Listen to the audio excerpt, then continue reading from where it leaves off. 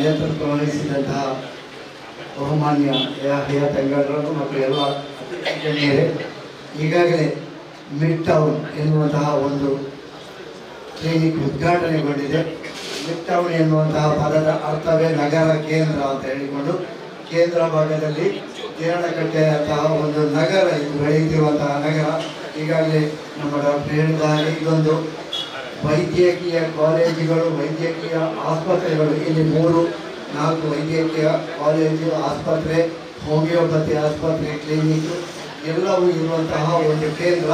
ಈ ಕೇಂದ್ರದಲ್ಲಿ, ನಗರ ಕೇಂದ್ರದಲ್ಲಿ ಮಿಡ್ ಟೌನ್ ಎನ್ನುವಂತಹ ಕ್ಲಿನಿಕ್ ಉದ್ಘಾಟನೆಗೊಂಡಿದೆ. ಇದು ಕೇವಲ ನಗರ ಕೇಂದ್ರದ ಕ್ಲಿನಿಕ್ ಆಗದೆ ಜನರ ಹೃದಯದ ಕೇಂದ್ರವಾಗಿ ಮೂಡಿ ಬರಲಿ. ಇಲ್ಲಿ ಬರುವಂತಹ ಎಲ್ಲ ರೋಗಿಗಳಿಗೆ ಅವರ ಆ ಒಂದು ರೋಗಕ್ಕೆ ತಕ್ಕದಾದಂತಹ ಮದ್ದನ್ನು ಈ ಕ್ಲಿನಿಕ್ನ ನೇತೃತ್ವ ವಹಿಸಿದಂತಹ ಡಾಕ್ಟರ್ ಝೈನುದ್ದೀನ್, ಡಾಕ್ಟರ್ ಸಲೀಮಾ ಅವರು ಅವರು ಒದಗಿಸಿದಂತಹ ಆ ಒಂದು ವೈದ್ಯಕೀಯ ಚಿಕಿತ್ಸೆಗೆ ಭಗವಂತನ ಅನುಗ್ರಹ ಇರಲಿ. ಈಗಾಗಲೇ ಹೇಳಿದಾಗೆ ಅವರು ಪ್ರಾರ್ಥನೆಯಲ್ಲಿ ಬರಾಕತ್ ಅಂತ ಹೇಳಿದರು, ನಾವು ಅನುಗ್ರಹ ಅಂತ ಹೇಳ್ತೇವೆ. ಆ ಅನುಗ್ರಹ ದೇವರ ದಯೆಯಿಂದ ಇಲ್ಲಿ ಬರುವಂತಹ ರೋಗಿಗಳಿಗೆ ವೈದ್ಯರ ಚಿಕಿತ್ಸೆಯ ಮೂಲಕ ಒದಗಿ ಬರಲಿ. ವೈದ್ಯರು ಯಾವಾಗಲೂ ಹೃದಯ ಭಾಗದಲ್ಲಿ ನೆಲೆ ನಿಂತು ಬರುವವರ ಆ ಒಂದು ರೋಗವನ್ನು ನಿವಾರಿಸುವ ಶಕ್ತಿಯನ್ನು ಅವರಿಗೆ ಕೊಡಲಿ. ಯಾವಾಗಲೂ ನಾವು ಈಗಿನ ಒತ್ತಡದ ಜೀವನ ನಮ್ಮದು, ನಮಗೆಲ್ಲ ಗೊತ್ತಿರ್ತದೆ ನಮ್ಗೆ ಏನೋ ತೊಂದರೆ ಇದೆ ಹೇಳಿಕೊಂಡು, ಆದರೆ ನಾವೆಲ್ಲ ಒತ್ತಡದ ಜೀವನದಲ್ಲಿ ಇದು ನನ್ನನ್ನು ಸೇರಿಕೊಂಡು ನಾನು ಹೇಳುವುದು, ನಾಳೆ ನೋಡುವ, ನಾಡ್ದು ನೋಡುವ, ಇದೊಂದು ವಾರ ಕಳೆದು ಹೋಗಬೇಕೆಂದ್ರೆ ನಮಗೆ ನಮ್ಮ ಕೆಲಸ ಕಾರ್ಯಗಳ ಒತ್ತಡ, ನಮ್ಮ ಬದುಕಿನ ಒತ್ತಡದಲ್ಲಿ ಮುಂಜಾಗ್ರತೆಯಾಗಿ ನಮ್ಮ ಆರೋಗ್ಯವನ್ನು ಪರೀಕ್ಷಿಸಿಕೊಳ್ಳುವಂತಹ ಒಂದು ವ್ಯವಧಾನವೇ ಇರುವುದಿಲ್ಲ. ಹಾಗಾಗಿ ಆರೋಗ್ಯವನ್ನು ನಿರ್ಲಕ್ಷಿಸುವಾಗ ಅದು ಮತ್ತೆ ಕೈಮೀರಿ ಹೋಗುವ ಹಂತಕ್ಕೆ ನಾವು ವೈದ್ಯರನ್ನು ತಲುಪುತ್ತೇವೆ.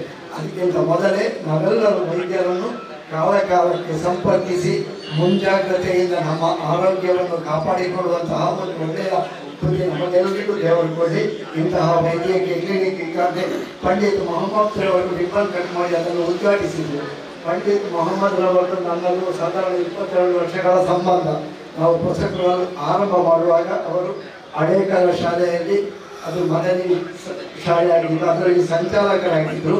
ನಮ್ಮ ಮೊದಲ ಇಫ್ತಾರ್ ಸೌಹಾರ್ದ ಕೂಟ, ನಾವು ಪುಸ್ತಕಗಳ ದಶಮ ಸಂಭ್ರಮವನ್ನು 11 ವರ್ಷಗಳ ಹಿಂದೆ ಆರಂಭ ಮಾಡಿದಾಗ, ಪುಸ್ತಕಗಳ ಆರಂಭವಾಗಿ 22 ವರ್ಷ, 11 ವರ್ಷಗಳ ಹಿಂದೆ ಆರಂಭ ಮಾಡಿದಾಗ ಮೊದಲ ಇಫ್ತಾರ್ ಕೂಟವನ್ನು ಉದ್ಘಾಟಿಸಿದವರು ಪಂಡಿತ್ ಮೊಹಮ್ಮದ್ ಅಂತ ಹೇಳಿಕೊಳ್ಳಿಕ್ಕೆ ಈ ಸಂದರ್ಭದಲ್ಲಿ ಹೆಮ್ಮೆ ಆಗ್ತಾರೆ.